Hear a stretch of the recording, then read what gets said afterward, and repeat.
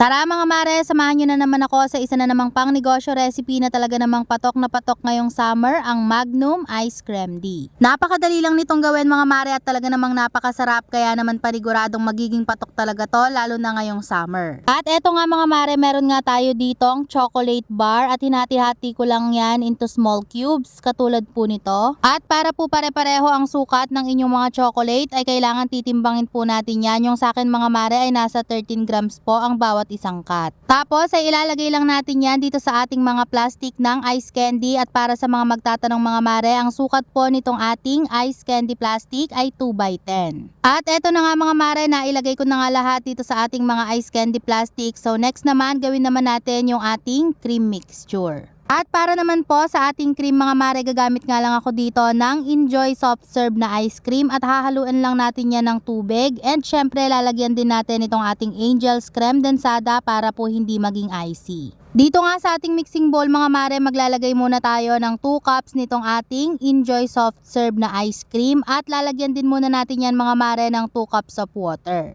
Kailangan mga mare, yung ihahalo natin na tubig dito ay ice cold water o kahit yung nagyayelo para po mas maganda yung kalabasan ng ating cream. At naglagay nga muna ako dito mga mare ng 2 cups of water at hahaluin lang muna natin yan gamit itong ating wire whisk para po hindi magliparan kapag ginamit na natin yung ating hand mixer. Tapos mga mare, gagamitan din natin nitong ating hand mixer at ibibit natin yan for at least 5 to 10 minutes at maglalagay ulit tayo dyan mga mare ng another 2 cups of water dahil masyado pong creamy o masyadong malapot ang ating cream. Bali 4 cups of water lahat yung nailagay ko dito mga mare, at 2 cups naman ng ating Enjoy Soft Serve ice cream at 1 can ng ating Angel's Creme Densada. At pagkatapos nga ng ilang minuto mga mare, ilagay na natin itong ating Angel's Creme Densada. Mas okay po sana kung chilled overnight itong ating creme densada. Tapos ay ibit ulit natin to mga mare for another 5 minutes, and after nyan ay pwede na natin tong iset aside muna. Bali ganito nga pala yung kakalabasan ng ating cream mga mare after ng ilang minuto. So ganito po yung gusto nating makuha na consistency, hindi siya masyadong malapot at hindi rin naman masyadong malabnaw. Medyo mahihirapan din kasi tayong maglagay sa ating plastic mga mare kung masyadong malapot yung ating cream. Kaya naman saktong-sakto lang talaga mga mare yung ganitong consistency ng ating cream. Next naman mga mare, eto nga, at meron ako dito ang mainit na tubig, pero hindi po yan bagong kulo. Huwag kayong gagamit ng bagong kulo para po hindi masunog yung ating plastic ng ice candy.